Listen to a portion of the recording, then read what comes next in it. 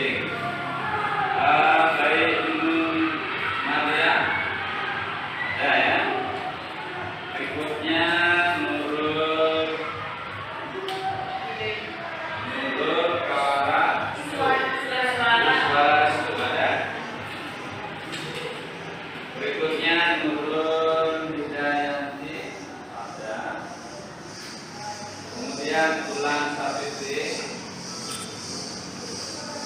Berikutnya Nurul Hikmah, ada. Wahyu Aji Saputra. Berikutnya Rizka Sapitri. Kemudian Eka Mala, ada. Kemudian Zakia Hidayati. Wahyu Fitriatul Aini. Kemudian Rina Fitriani. Kemudian Muhammad Reza Mahendra. Muhammad Jelani. Berikutnya Fatul Rozi. Berikutnya Sahrudin. Ahmad Azmi. Sahrul Huda.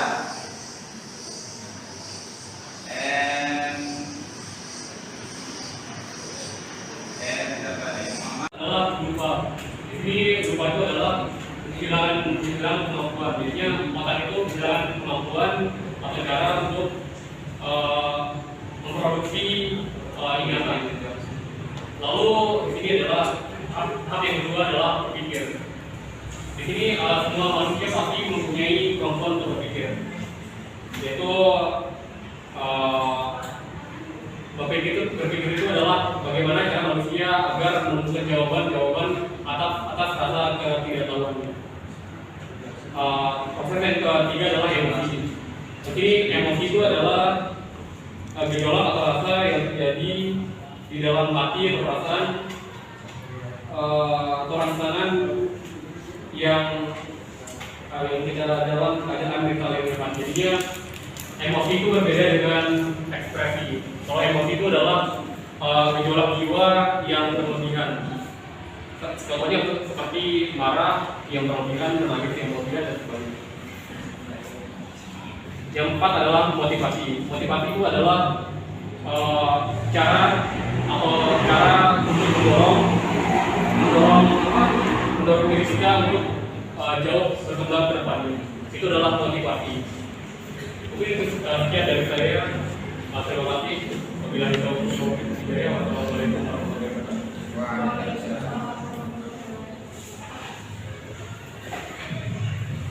Ya, mungkin itu saja penyampaian materi dari kelompok kami, dan selanjutnya saya akan membuka sesi pertanyaan dan saya membuka hanya satu sesi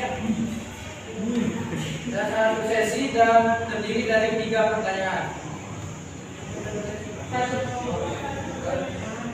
Salah. Ya, kita masuk ke bagian sesi tanya jawab. Di sini saya akan membuka 2 sesi pertanyaan. Sesi pertama terdiri dari 2 pertanyaan dan sesi kedua juga sama 2 pertanyaan. Silakan, ada yang mau bertanya? Baik, saya mau bertanya, apakah gangguan mental itu sama dengan gangguan jiwa, dan bagaimana seorang itu dikatakan memang sehat secara cermat, secara mental gitu.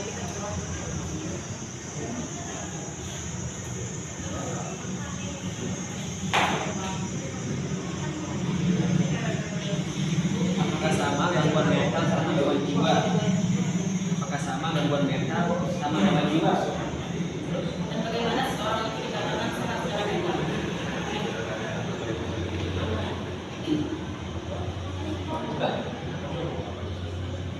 Dia menyebabkan itu menjadi stres ketika dia lahir.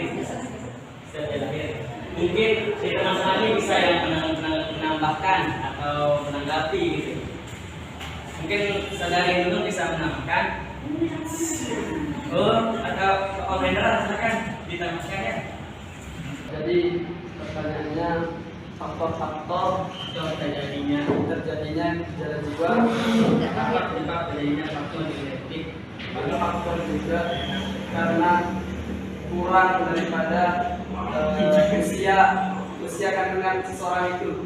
Ya, ada juga yang lahir itu minimal 6 bulan.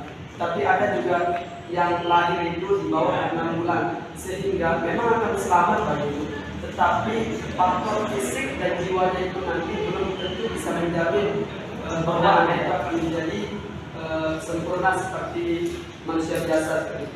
Itu salah satu yang menyebabkan itu terjadi karena kurang bulan atau pemaksaan dalam belum waktunya untuk dilahirkan, tetapi dipaksakan untuk lahir ke dunia. Ya, itu cuma itu saja. Tadi kan pertanyaannya adalah faktor genetik atau bawaan sudah lahir. Di sini bisa dilihat di faktor genetik dan riwayat keluar itu bisa dikatakan lebih berbeda. Kalau genetik itu adalah bawaan dari lahir, jadinya darah ibu dan darah bapak itu masuk ke anaknya, jadinya gen orang tua itu masuk ke calon bayi atau bayian. Lalu kalau riwayat keluarga itu misalnya sekarang kan situasi COVID, sekarang COVID, jadinya kalau satu keluarga kena COVID berarti bisa dikatakan keluarga yang lain bisa dikatakan dikatakan positif. Jadinya satu keluarga di dalam lingkungan itu bisa dikatakan mempunyai riwayat yang sama, karena kedekatan tempat dengan kedekatan sosialnya sangat berdekatan. Jadinya bawaan lahir dan riwayat keluarga itu berbeda. Terima kasih.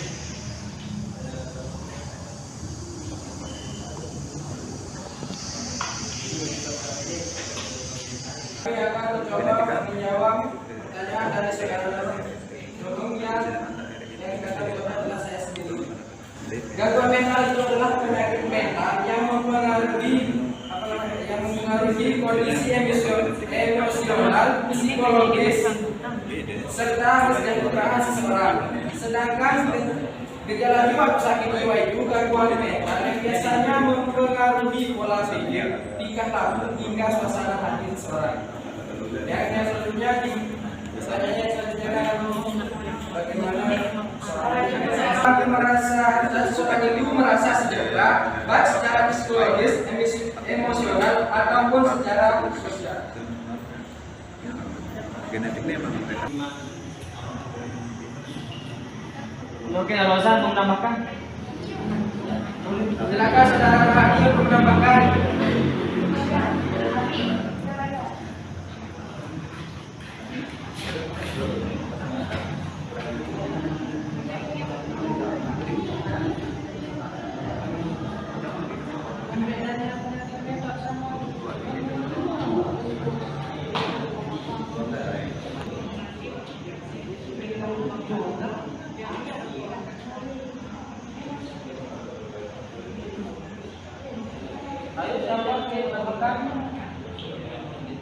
Sudah dijawab tadi tentang pertanyaan yang pertama. Lalu saya ingin menambahkan pertanyaan yang kedua, bagaimana dikatakan seorang itu bisa dikatakan sehat secara mental. Jadi dari pertanyaan yang pertama, jawaban yang pertama itu bisa kita simpulkan bahwa orang yang sehat mentalnya itu adalah orang yang bukan hanya secara zahir raganya yang sehat, tetapi pikiran, hati, perasaannya itu kuat. Misalkan contohnya ketika dia menghadapi sebuah masalah, dia tidak stres, dia tidak gila, jadi dia kuat menghadapi masalah tersebut, sehingga dari kekuatan itu tidak berdampak kepada raganya, tidak berdampak kepada jiwanya. Jadi kesehatan mental itu adalah kesehatan berpikir kita, kesehatan perasaan kita mengolah daripada apa yang kita pikirkan, daripada masalah yang kita alami tersebut. Jadi masalah itu akan kita hadapi dengan secara baik-baik, bukan kita langsung sakit gitu, bukan kita langsung stres. Jadi masalah mental itu bisa kita simpulkan adalah kesehatan pikiran, perasaan, dan raga kita. Karena raga ini akan sakit apabila pikiran, perasaan kita sakit. Jiwa yang sehat akan menghasilkan pikiran, dan perasaan yang sehat, yang sehingga kita kuat dan tegar dalam menghadapi semua masalah yang ada. Terima kasih. Itu bagaimana orang dikatakan sehat itu ya kalau apa satu-satunya cara nih kalau menurut saya adalah dengan tes psikologi. Jadinya orang itu harus datang ke apa psikolog itu jadinya kan kita kan nggak tahu nih di teman-teman ini mana yang pikirannya banyak atau mungkin punya masalah lalu yang kuat, jadinya depresi atau trauma. Jadi kan kita nggak tahu kan teman-teman di mana yang kecuali dengan cara secara langsung dengan psikolog.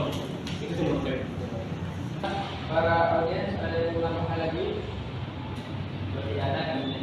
Kalau tidak ada yang menambahkan, kami akan melanjutkan untuk sesi tanya jawab yang kedua. Silakan ada yang bertanya. Saya Saudara Muhammad Sayyid. Ya, Assalamualaikum warahmatullahi wabarakatuh. Waalaikumsalam warahmatullahi wabarakatuh. Ini kan saya akan membahas gejala.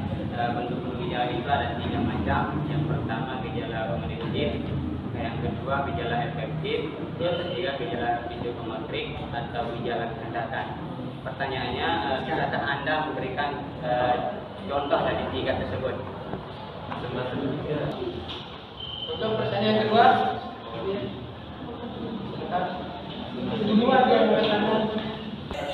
Saya ingin bertanya kepada Bapak, apa saja indikasi untuk mengetahui apakah anak kecil tersebut mengalami gangguan jiwa atau tidak, dan seperti apa cara penyembuhannya? Apa sih? Mengetahui ada kebahagiaan atau tidak? Iya, anak kecil.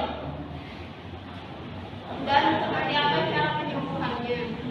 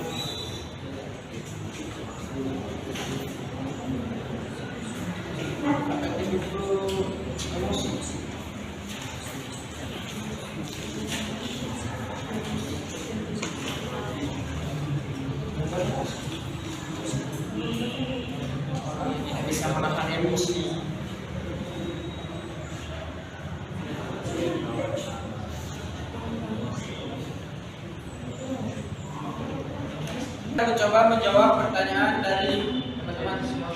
Yang pertama Muhammad Saidi. Pertanyaannya adalah berikan contoh dari tiga bentuk gejala jiwa. Yang pertama kognitif, afektif, dan psikomotorik. Silakan.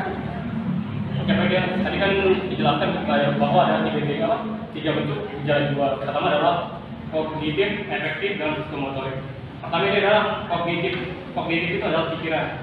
Jadinya berhubungan dengan pikiran. Yang kedua adalah afektif, perasaan atau emosi.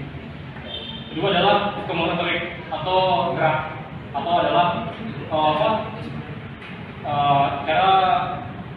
kehendak atau gerak. Jadinya ini adalah pikiran, emosi, dan tubuh. Tiga ya, semuanya. Jadi yang pertama adalah kognitif. Jadinya contohnya itu adalah gangguan terhadap pola pikir. Contohnya adalah dia itu ketika digerak, misalnya anak itu susah dalam pemahamannya. Jadi sulit dia untuk memahami apa yang disampaikan oleh guru. Terus kayak pengolahan informasi, jadinya kayak dia itu juga nggak bisa mengolah informasi, jadinya mudah terserabut. Jadi kan kalau informasi itu kan ada berbagai macam informasi. Jadinya harus kita cari informasi itu sampai mencari kebenaran. Jadi dia itu nggak bisa. Lanjut, yang kedua adalah afektif atau emosi. Jadinya hubungan atau masalahnya berhubungan dengan emosinya. Contoh dia itu mudah temperamental atau mudah marah, mudah menangis. Itu kan gejala atau gangguan terhadap emosi. Lalu adalah psikomotorik. Jadi di sini adalah otak itu tidak sesuai kehendak dengan tubuh. Jadinya untuk mendorong untuk berbuat sesuatu. Jadinya kayak kan agama kan udah menjelaskan bahwa ada yang halal dan ada yang haram. Jadinya di sini dia itu tidak bisa membedakan antara yang baik dan buruk. Jadinya cara dia bergerak atau cara dia untuk melakukan lebih ke hal yang negatif saja. Itu ada yang pertama pikiran, perasaan, dan gerakan atau cara bertindak. Saudara Ramadi. Untuk Pak Saidi apakah puas atau mau menambahkan atau mau ditanggapi atau gimana? Bisa ditambahkan sedikit, bisa ditambahkan sedikit, lebih puas, lebih banyak Pak. Paham banyak. Saya paham sedikit. Dari sisi kehidupan gitu ya. Ilmu tadi itu adalah domain yang meliputi perilaku, gerakan, dan koordinasi jasmani. Keterampilan materi dan kemampuan fisik seseorang, keterampilan yang akan berkembang jika sering dipraktikkan. Ini dapat diukur berdasarkan jarak, kecepatan, teknik, dan cara pelaksanaannya.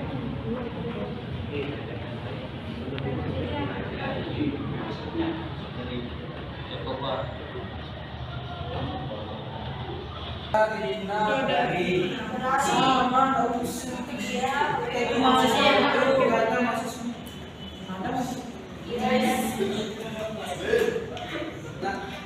pertanyaannya berbunyi, apakah indikasi yang untuk mengetahui anak kecil itu mengalami gangguan jiwa dan bagaimana cara menyembuhkannya? Baik, saya akan menjawab pertanyaan dari Rina Fitriani. Apa indikasi untuk mengetahui anak kecil mengalami gangguan jiwa? Menurut saya indikasinya dengan cara melihat tingkah laku anak pada umumnya, apakah tingkah lakunya itu berbeda dengan anak pada umumnya. Jika dia berbeda dengan tingkah pada umumnya, berarti dia mengalami gangguan jiwa.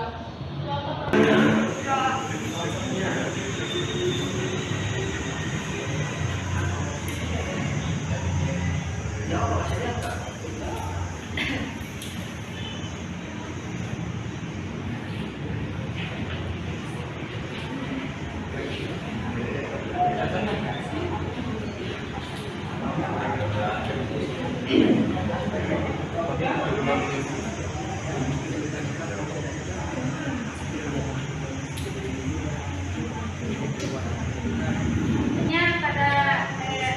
yaitu pada umumnya anak akan bergerak aktif seperti anak pada umumnya, dan lain halnya dengan anak yang mempunyai gejala jiwa. Itu akan sangat berbeda sekali dengan anak pada umumnya serta anak yang memiliki gejala jiwa. Kalau dia pemalu itu termasuk dia mengalami gangguan jiwa apa tidak?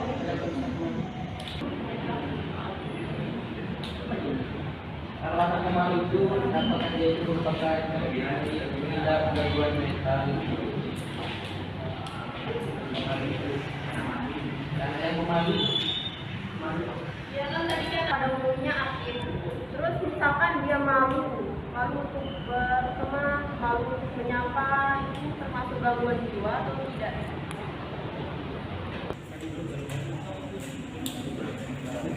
Ya, namanya dikit ya. Saya nambahin dikit. Tadi kan tentang ciri-ciri atau gejala-gejala terhadap gangguan jiwa terhadap anak.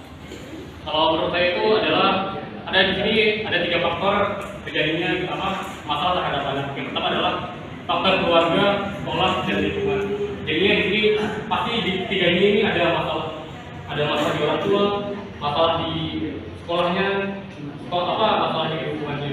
Mungkin di sini kalau orang tua mungkin dia orang tuanya terjadi perselisihan atau sering bertengkar. Jadinya di rumahnya dia sering melihat masalah kedua orang tuanya sering melakukan pertengkar atau sebagainya. Yang kedua adalah di sekolah, yaitu mungkin di sekolah mungkin dia kan mendapat bully atau tindak-tindakan terhadap di sekolahnya. Lalu di lingkungan, di sini mungkin lingkungannya lingkungannya kurang baik, jadinya mungkin ada lingkungan yang mayoritasnya mungkin mabuk-mabukan atau sebagainya. Jadinya ini ada tiga yang mempengaruhi. Terus kalau ciri-ciri kita dari itu gejalanya, kalau menurut saya itu ciri-cirinya itu yang pertama adalah dia itu mengurung diri, jadinya mengurung diri dan tidak aktif tidak ikut bergaul dengan teman-temannya, lalu mulai menangis. Jadinya anak yang mulai menangis itu mungkin ciri-ciri bahwa dia mulai mempunyai masalah terhadap jiwanya. Lalu mengurung diri, mulai menangis, dan ciri-cirinya tadi kan ditambahkan bahwa pemalu itu adalah bentuk gejala jiwa. Kan mungkin menurut saya itu pemalu itu adalah bisa jadi dia mempunyai gejala jiwa, tapi bisa jadi juga dia tidak lebih aktif di rumahnya, jadinya dia kurang aktif di lingkungannya. Tapi kalau pemalu itu bisa jadi dia mempunyai gangguan jiwa, bisa jadi juga jadinya tergantung tesan dia tertentu. Silakan saudara Baik Nunung. Anak kecil yang berhalusinasi.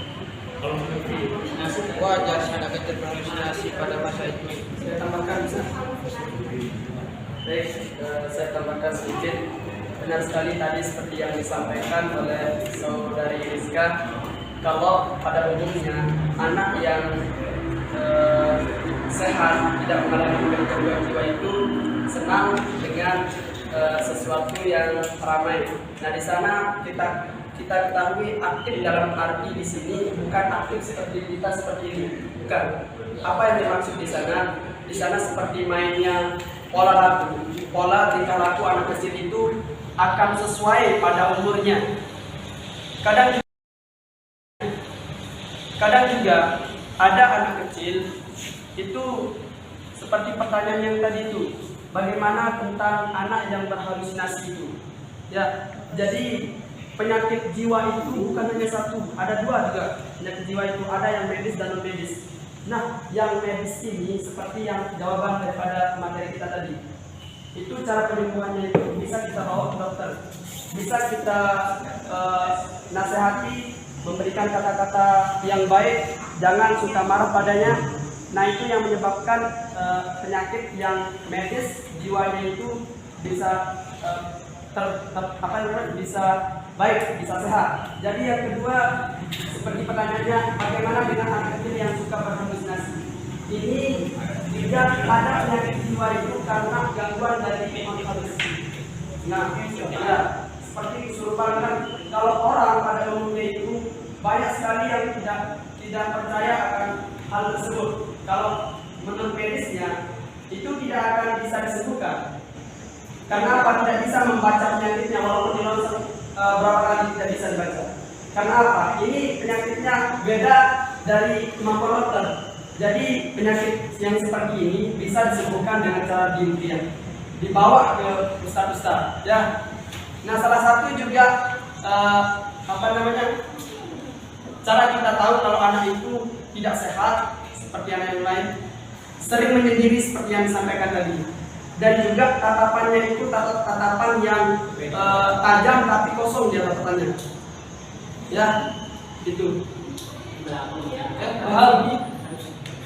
Silakan.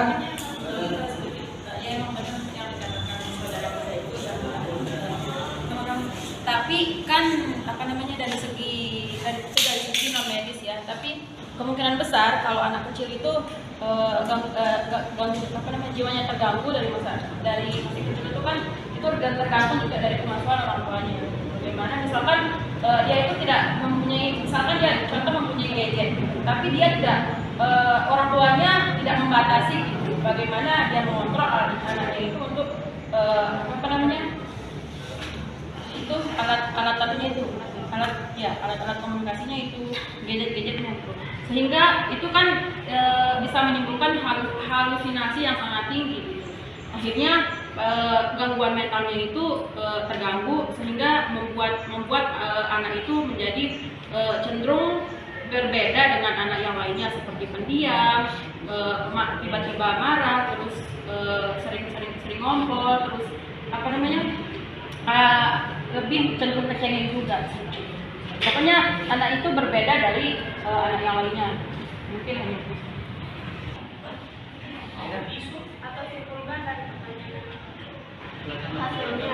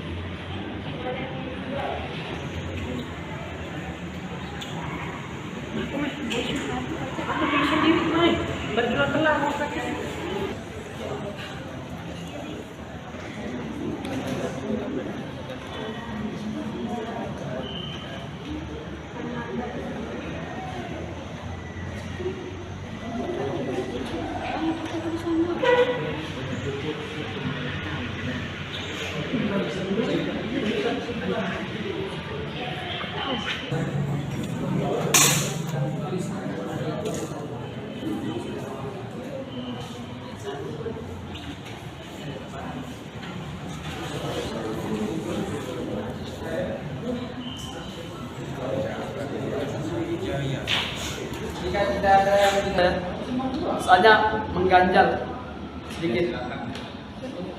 Jadi ini kan kebetulan kita membahas jiwa. Jadi jiwa itu akan kita tahu ketika kita dalam keadaan sadar. Setuju ya? Atau gimana? Dalam keadaan sadar maksudnya itu kita tidak tidur. Kita tahu dalam keadaan kita sadar. Ya, setuju kita nih ya?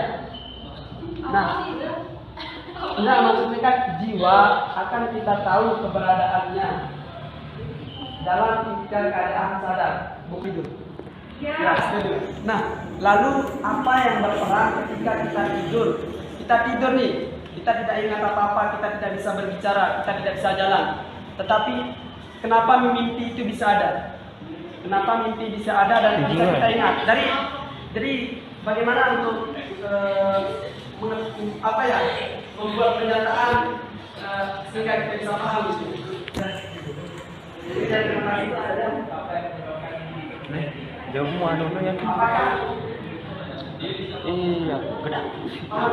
Nih.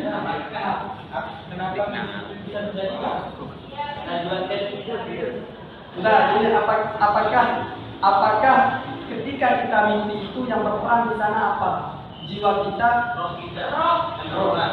Nah, coba dijelaskan.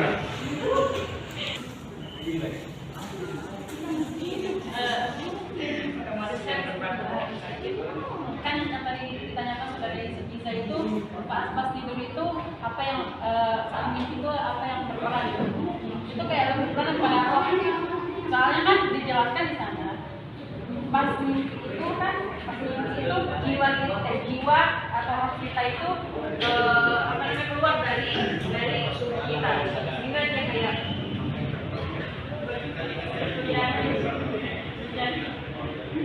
adalah roh. Oke, jadi kalau roh yang berperan, setiap manusia yang mati itu kan tidak punya roh dia. Tidak punya roh kan? Berarti kalau kita tidur, roh kita yang berperan yang keluar itu berarti kita mati. Sedangkan kita mati, kita masih hidup sekarang. Itu gimana? Ketika kita tidur,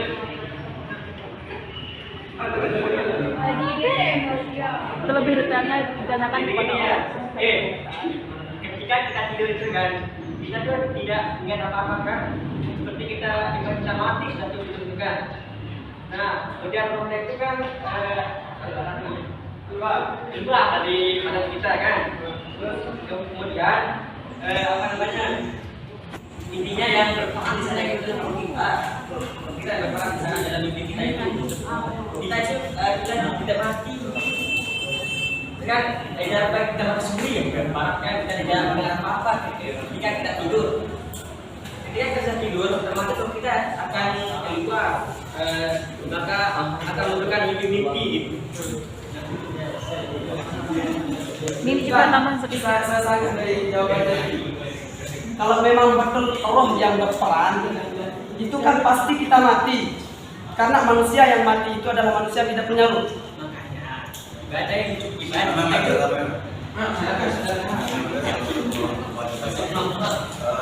Terkait dengan pertanyaan saudara Indra tadi, penyebab itu apa? Jadi ahli psikomotorik itu masih menjadi memperdebatkan hal itu karena ada pendapat yang mengatakan bahwa mimpi itu datang dari pola pikir sebelum kita tidur. Misal seorang laki-laki kangen terhadap cewek. Mimpi yang dia bisa jadi berpengaruh besar itu akan terbayang dari apa yang dia pikirkan sebelum dia tidur. Hal itu juga berpengaruh ketika hal-hal positif yang kita hadirkan sebelum tidur. Misalnya kita mengajarkan hal positif kepada otak, baca buku deh sebelum tidur. Misal kita baca buku sebelum tidur, maka hal positif itu juga akan membawa setelah kita tidur atau bangun. Apabila kita membawa hal negatif sebelum tidur, misalnya kita sama-sama marah, lalu kita tuh emosi udah meningkat terus tidur. Hal itu juga akan berpengaruh ketika kita bangun. Jadi kondisi otak sebelum dan setelah tidur itu juga akan mempengaruhi dari kualitas tidur kita. Gitu. Jadi memang kalau kita berbicara tentang ruh, dalam konsep ruh dalam ilmiah itu tidak ada, karena memang tidak ada bukti kontekstualnya. Jadi kalau kita membahas tentang itu mungkin beda persepsi antara keilmuannya. Kalau kita membahas tentang para ahli, apalagi psikomotorik atau ahli psikologi, memasukkan mimpi itu ke dalam hal yang memang belum bisa terpecahkan. Penyebabnya itu apa? Tapi rata-rata umum atau itu adalah berpengaruh adalah otak, pikiran sebelum tidur dan setelah tidur. Jadi kalau misalnya sudah bermimpi tentang mengenangkan sesuatu atau apa, mungkin itu adalah tergantung dari pengalaman, dari keseharian kita, misalnya mood kita sehari-hari itu yang berpengaruh terhadap mimpi itu. Gitu, mungkin ada pertanyaan. Bisa diterima? Oke, ada yang mau ditanyakan? Ada? Dan kami akan menutup acara diskusi ini dengan membacakan kesimpulan terlebih dahulu.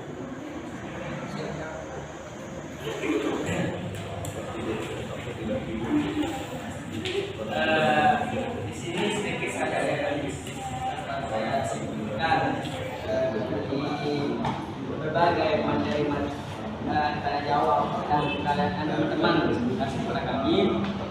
Jadi gangguan mental atau gangguan jiwa itu kan berbeda. Yang dijawab tadi sama Bapak Hendra, kan kita semua sudah mendengarkan tadi kan. kita sudah punya buku, pulpen, jadi nanti teman-teman bisa melihat juga apa kesimpulannya sedikit, makanya pentingnya poin-poin itu. Mungkin sedikit itu saya sampaikan yang saya simpulkan. Saya langsung lemparkan ke Bapak Moderator. Hanya ini yang dapat kami sampaikan, kurangnya mohon maaf. Atas kekurangan penyampaian materi kami, marilah kita tutup acara diskusi ini dengan sama-sama membaca surat.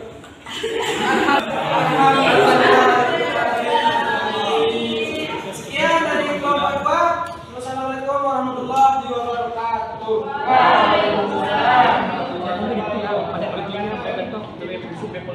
Setelah kita mendengarkan paparan dari Bapak, sedikit saya akan sampaikan atau saya tambahkan apa yang sudah diskusikan tadi terkait dengan masalah gejala jiwa ini. Ya, saudara, bahwa tentu ini sangat sangat penting buat kita sebagai seseorang yang akan bekerja di bidang pendidikan, ya, terkait dengan psikologi pendidikan ini.